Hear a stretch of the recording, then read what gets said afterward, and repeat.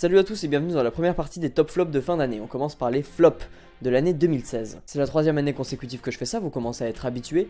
On commence par les flops 10 et puis on enchaînera avec le top 15. Les quelques rappels toujours nécessaires de début de vidéo. Déjà j'ai vu 92 films cette année, ils sont tous listés, à l'ancienne avec un petit papier, un petit crayon. Donc j'en ai oublié aucun, n'ayez crainte. J'ai surligné tous mes tops, tous mes flops bien proprement. Et je les ai rangés afin de faire un classement. C'est un classement à l'heure d'aujourd'hui, si ça se trouve dans 2 ans j'aurai plus le même classement des mêmes films, mais surtout c'est un classement personnel, totalement subjectif, qui reflète seulement mon avis. Désolé si votre film préféré de 2016 n'y figure pas, mais ça reste mon classement. En revanche, si vous voulez me partager le vôtre, vous pouvez toujours l'écrire dans les commentaires, je me ferai un plaisir de le lire et éventuellement d'y répondre. Une autre règle de base, c'est que je vais essayer d'être concis, donc je vais essayer de faire en sorte que la vidéo fasse environ 20 minutes. Je veux pas passer trop de temps sur un film pour que la vidéo soit plus fluide et plus rythmée, donc ça implique qu'il n'y aura pas d'argumentation, ce sera mon avis, je vous dirai ce qui me plaît dans le film ou ce qui me plaît pas et pourquoi il est là. Éventuellement, si j'ai fait une vidéo sur le film, je vous la mettrai en annotation sur le côté et vous pourrez y accéder pour avoir un avis plus détaillé. S'il y a une vidéo sur le film dont il est question avec laquelle je suis particulièrement d'accord et que je trouve intéressante, je vous la mettrai également en annotation. Donc je vous conseille de regarder ça dans l'ordre dans lequel ça a été tourné, donc c'est-à-dire d'abord les flops et ensuite les tops. On est parti pour les flops. Numéro 10. Le monde de Dory. Alors ça c'est comment me mettre tout le monde à dos dès le début. Il y a eu énormément de bons films mais pas tellement de films médiocres. Et ce film, Le monde de Dory, il est très loin d'être médiocre. Je l'ai mis là, mais c'est presque par dépit, presque pour la forme, parce que j'en avais pas d'autres. Cependant attention, ça reste pas un bon film pour moi. Je trouve ce film vraiment pas intéressant après les deux très bons films que nous avait pondu Pixar en 2015. C'est assez décevant. Surtout pour une suite venant du monde de Nemo qui en fait pompe complètement le schéma narratif du premier film. Même les péripéties se révèlent souvent très similaires. Il y a quelques trucs assez intelligents, assez fins, hein, je dis pas, on reste quand même dans du Pixar. Mais dans l'ensemble, c'est quand même très dommage. Ce film utilise un nombre de Deus Ex Machina et de facilité scénaristique, c'est incroyable. Et surtout, il y a un sentiment qui est très triste pour un Pixar, c'est que c'est hyper anecdotique.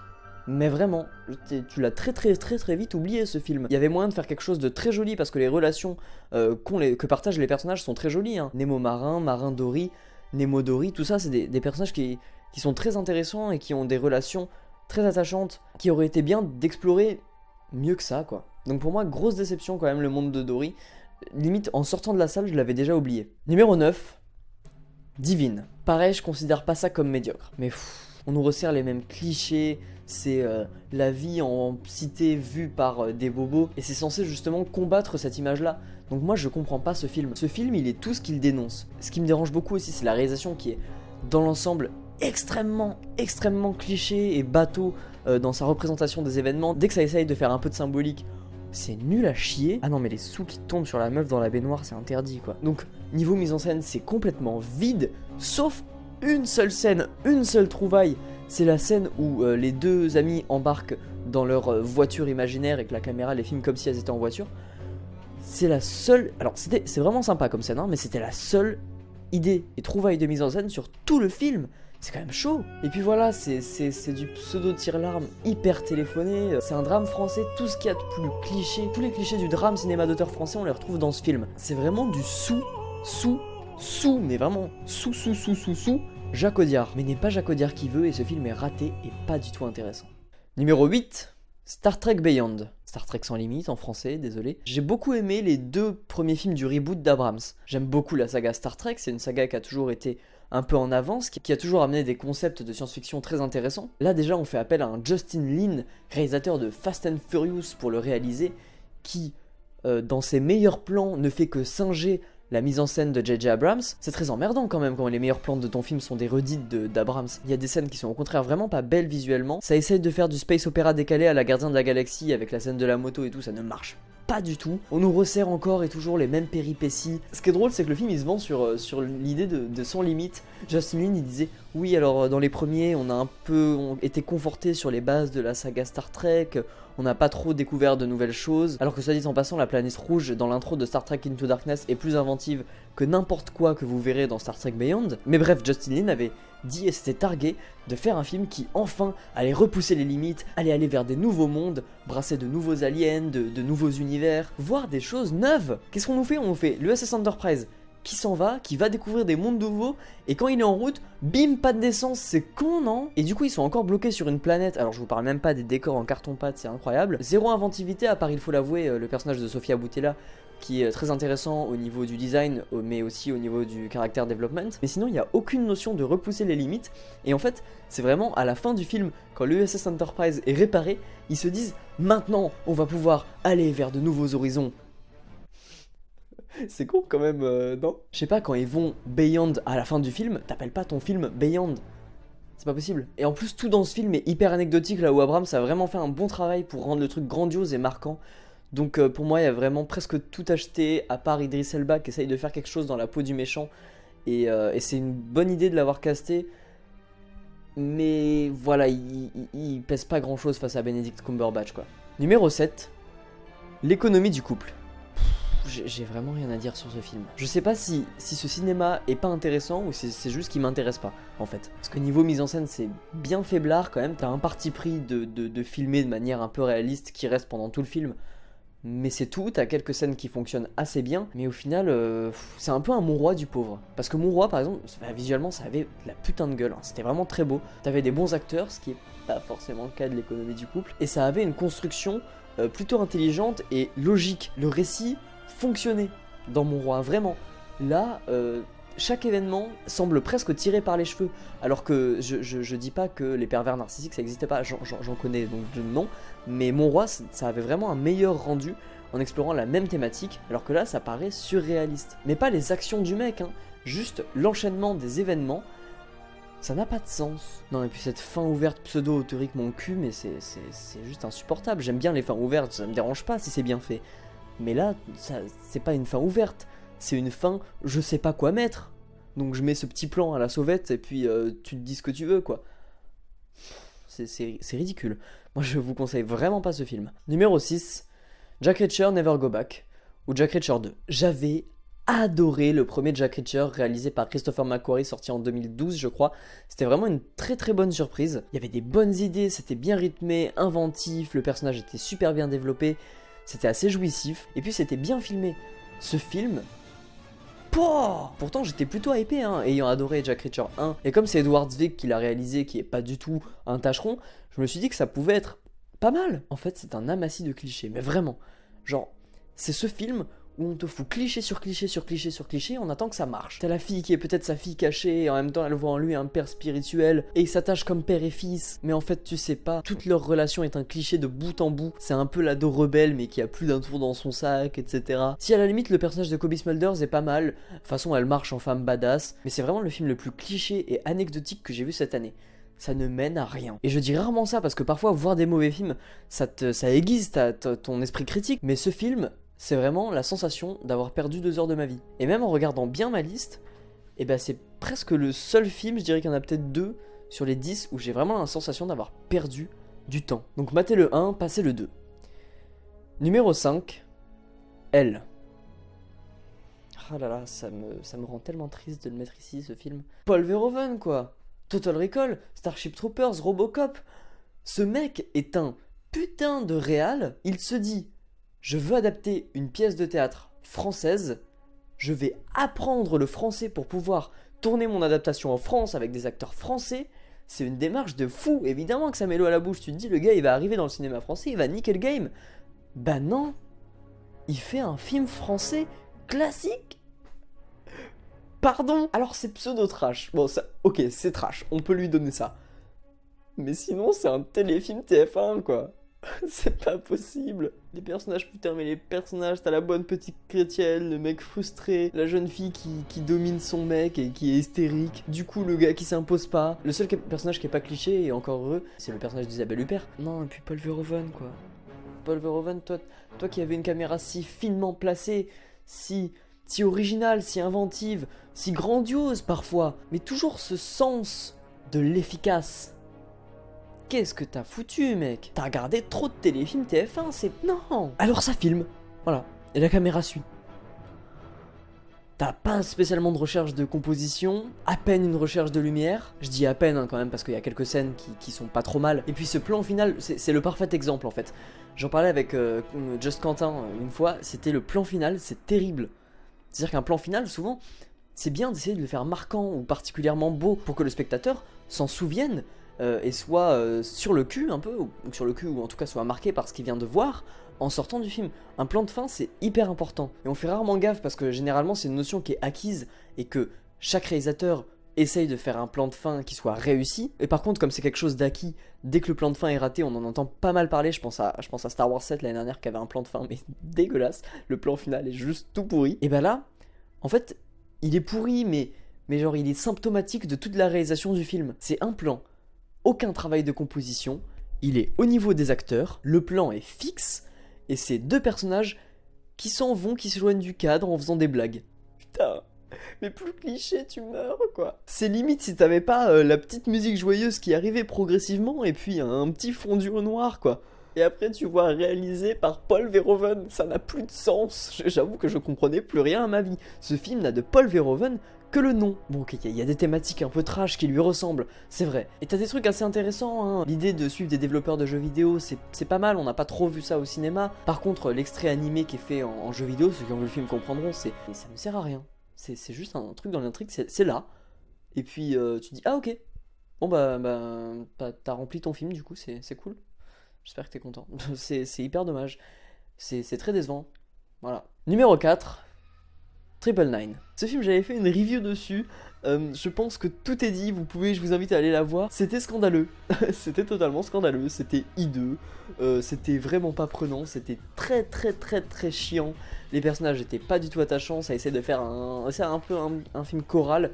Mais ça ne fonctionne pas du tout. Il y a 2-3 idées intéressantes disséminées ça et là.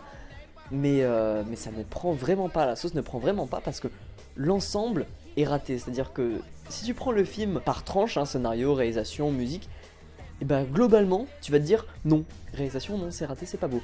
Scénario non c'est trop fouillis et puis les personnages sont pas intéressants. Musique non c'est horrible. Rythme non c'est chiant. Non. Et c'est très dommage parce que c'est le genre de film qu'on a envie de voir quand même. Je veux dire, au milieu de toutes les suites, remakes, préquels à Hollywood, c'est quand même bien d'avoir des films originaux, des projets originaux. Ce film, je crois que c'est même pas une adaptation, c'est un projet, un scénario totalement original. C'est le genre de truc qu'on veut voir, et c'est le genre de truc qu'on veut voir réussi. Et putain, je trouve que c'était vraiment pas le cas. Donc je vais pas paraphraser ma review, hein, je vous conseille tout simplement d'y aller. Numéro 3. Bang Gang. Ce film remercie Lars von Trier à son générique. Pas parce qu'il a participé, hein, mais pour son inspiration. Et effectivement, moi j'ai vu une nana qui essaye de faire son Lars von Trier sans rien comprendre au cinéma de Lars von Trier. La base de Lars von Trier, c'est de rendre l'hideux, le laid, le sale, le répugnant, beau et poétique. Et alors, t'as pas du tout ça dans Bang Gang, pas du tout. La seule chose qui est réussie dans Bang Gang et qui peut rappeler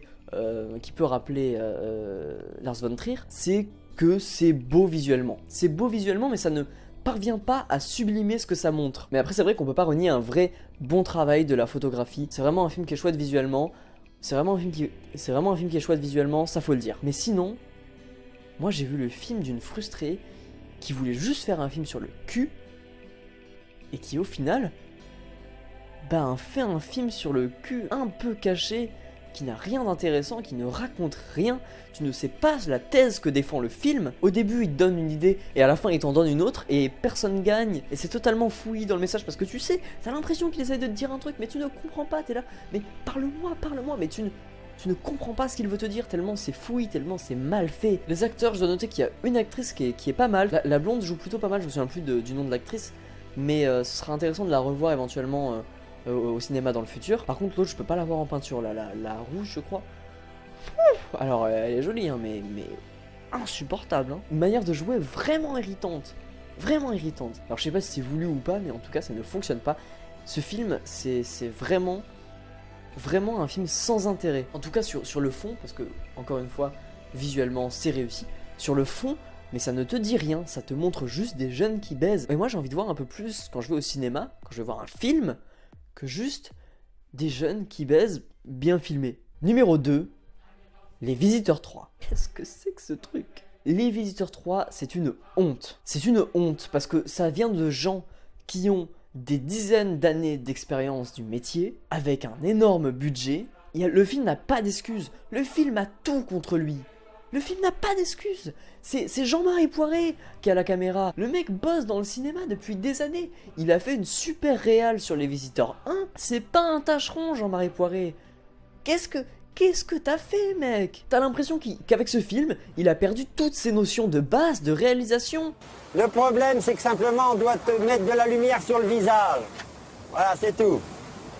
Et alors, pourquoi il n'y a pas quelqu'un avec une batterie Non, mais tu déconnes, non? T'as aucune notion, t'as fait 40 films, t'as même pas assimilé un minimum de technique. T'es nul.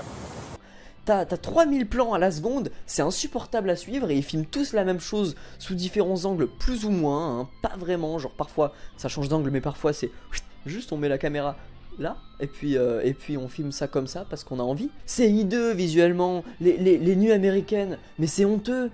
Tu discernes très bien les nuits en studio et les nuits réelles. Les nuits américaines c'est je te mets un filtre bleu comme ça mais c'est aussi mal fait que ça, voire pire. C'est honteux, comment tu peux sortir ça en salle? Comment? Avec des millions de budget.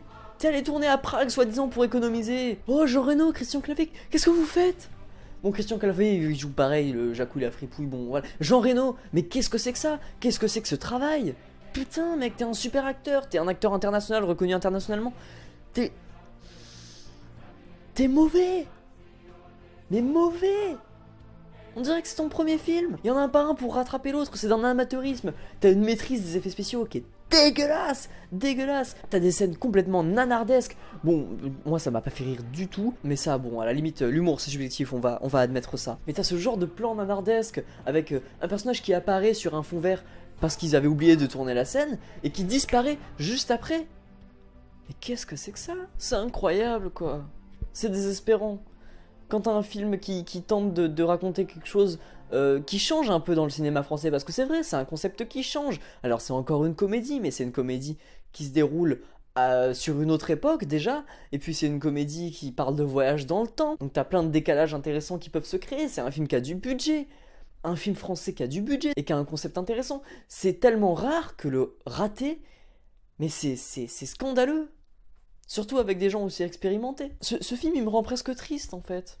Mais vraiment. Par contre, il y a un film qui m'énerve vraiment. Et c'est le premier de mon classement. Tarzan, de David Yates. Ah, mais ce film, waouh. Waouh. Ce film, pareil, c'est honteux, quoi. David Yates, parce que c'est pas un tâcheron pareil. David Yates, bon, c'est pas un grand réalisateur, hein, mais David Yates, il a fait du très bon boulot, ou bah allez, du bon boulot sur la saga Harry Potter. Il a vraiment eu des bonnes idées de réal. Parfois, il a fait un peu plus que le strict minimum. Là, tu sens qu'il a été pressé par la Warner parce que le tournage s'est achevé quelques mois avant la sortie en salle, à peine. Et il a directement enchaîné sur Les Animaux Fantastiques, qui est pas dans le top, mais qui est assez réussi, soit dit en passant. Mais ce film mais là, tu sens par contre qu'il essaye de tenter des trucs. Mais ça tombe à l'eau direct et il aurait dû le voir, quoi. Par exemple, il essaye de faire un truc qui soit rythmé, de faire un chant contre chant un peu original, où il fait tourner les caméras autour des acteurs. Alors, une fois, bon, c'est un peu moche, mais ça passe. Mais quand pendant 1 minute, tu tapes un chant contre chant avec les caméras qui font autour des acteurs, mais c'est insupportable. Ça donne la nausée, et puis c'est moche, et puis ça sert à rien. Ça ne marche pas. Tu dois le voir, ça, à ton montage. Ou même sur le tournage, tu dois le voir. Les CGI, ils ont 10 ans de retard, et je plaisante pas, mais vraiment, littéralement, 10 ans de retard. C'est honteux. On est en 2016, on est 7 ans après Avatar, il n'y a aucune excuse. On est 7 ans après Avatar, et on te fait des gorilles qui sont mais dégueulasses. 7 ans après Avatar, 5 ans après La Planète des Singes, avec Andy Serkis. Ils ont même pas pris la peine de faire de la motion capture. C'est dégueulasse, les gorilles. Même, je dis les gorilles, mais tous les animaux. T'as Christophe Waltz et tu lui fais jouer le même rôle que d'habitude, et avec encore moins d'importance et les quelques ambiguïtés intéressantes qu'il aurait pu avoir, c'est coupé au montage. T'as un film qui essaye de faire quelque chose d'un peu plus décalé parfois, mais en même temps qui essaye de faire quelque chose de sombre et réaliste. C'est deux partis pris qui ne vont pas ensemble, c'est pas possible. Tu peux pas mettre deux partis pris opposés dans le même film. T'as des scènes parfois comiques, mais de pur comique, et vraiment un comique visuel qui n'a pas de sens. Un peu comme quand Coyote poursuit Bip Bip, qu'il le suit au bord d'une falaise, que Bip Bip peut traverser tellement il va vite et qu'il vole au-dessus de la falaise, et que Coyote se retrouve au milieu, dans le vide, et qui regarde la caméra, et qui fait « Ah bah... Ah non, je suis dans le vide, je vais tomber ». Et là il tombe. Voilà, c'est une scène de pur comique visuel, ce n'est pas logique, c'est une déformation du temps pour créer un effet comique. Il y a ça dans Tarzan. Il y a des trucs comme ça dans Tarzan. Alors il n'y a pas exactement ça, mais il y a des trucs qui... C'est-à-dire que c'est du comique visuel du même acabit, c'est quelque chose qui s'en rapproche. Alors que ce Tarzan essaye de faire quelque chose de sombre et réaliste, avec une image totalement désaturée, dégueulasse. Ça n'a aucun sens, tu ne peux pas faire ça, ça ne marche pas. Du coup il n'y a aucun des deux partis pris qui marche. À la limite t'as une bonne idée dans le film. Alors t'as une bonne scène d'introduction, qui elle pour le coup est très réussie visuellement, même si t'as le cliché du « Mais quel est cet homme ?» Et là, boum, titre du film, Tarzan. Non, la scène d'intro est assez réussie. T'as aussi l'idée des mains de Tarzan qui se sont adaptées, qui ont évolué par rapport au fait qu'il a grandi en grimpant dans les arbres. Ça, c'est pas mal. Et voilà, t'as ça. Et sinon, c'est un ramassis de merde, ce film. Ah si, t'as Margot Robbie qui s'en sort vraiment pas mal. Vraiment, je pense que c'est une actrice qui commence... Il faut vraiment la suivre. Elle était très bien dans Loup de Wall Street. Même dans une merde comme Tarzan, elle arrive à garder la tête haute. Même dans Suicide Squad, elle tenait très bien sa partie, alors que le personnage d'Harley Quinn n'était pas forcément ce qu'il y a de plus réussi. Mais elle le jouait vraiment bien. Je pense que c'est une vraie actrice à potentiel. Par contre, l'acteur qui fait Tarzan, la Skarsgård, c'est pas possible, quoi. Moins charismatique, tu meurs, quoi. C'est juste incroyable, t'as une tripotée d'acteurs qui pourraient le jouer super bien, je pense, comme ça à Charlie Hunnam. Et tu prends ce type qui n'a pas du tout de charisme, qui à la limite est bien foutu, mais qui a pas de gueule. Il est pas marquant, quand tu le vois, tu vois pas Tarzan, tu vois un beau gosse lambda en fait. Et il y en a de plus en plus des beaux gosses lambda, et c'est pas une très bonne chose pour l'industrie du cinéma hollywoodien, je pense. Enfin non, pour l'industrie c'est bien, hein, tant que ça fait des entrées ils s'en foutent, mais pour la qualité... Bah c'est un peu dangereux, parce que du coup tu te retrouves à caster un beau gosse qui est juste beau gosse dans le rôle de Tarzan. Et c'est un peu dommage pour le rôle titre quoi. Enfin bref, il y a une table ronde qui est sortie dessus, je vous invite à aller l'écouter. C'est un gros gâchis pour moi ce film Tarzan, alors qu'il partait d'une histoire plutôt originale et c'était pas mal de le placer dans un contexte historique, etc. Il y a des idées pas trop mauvaises derrière, mais dans l'ensemble c'est très mal exécuté. Et c'est vraiment dommage. Ainsi s'achève, et j'ai plus de salive, le flop 2016. Les films qu'il fallait éviter de voir cette année. Mais quand même, j'ai dû bien galérer pour trouver 10 films. Et à l'entrée du top, j'ai mis un film par dépit, quoi. Donc, c'est que c'était quand même globalement une bonne année cinématographique. Et ce qui va encore plus nous le prouver, c'est les tops. Le top 15 de l'année 2016. Je vous invite à cliquer ici pour y accéder. Et vous allez voir que cette année, on a eu de la qualité et plein. On va pouvoir se poser, se calmer, on parlait de bons films. Pour vous conseiller des films, ça va être chouette. Donc à tout de suite pour le top. Et au revoir pour ceux qui nous quittent. Salut.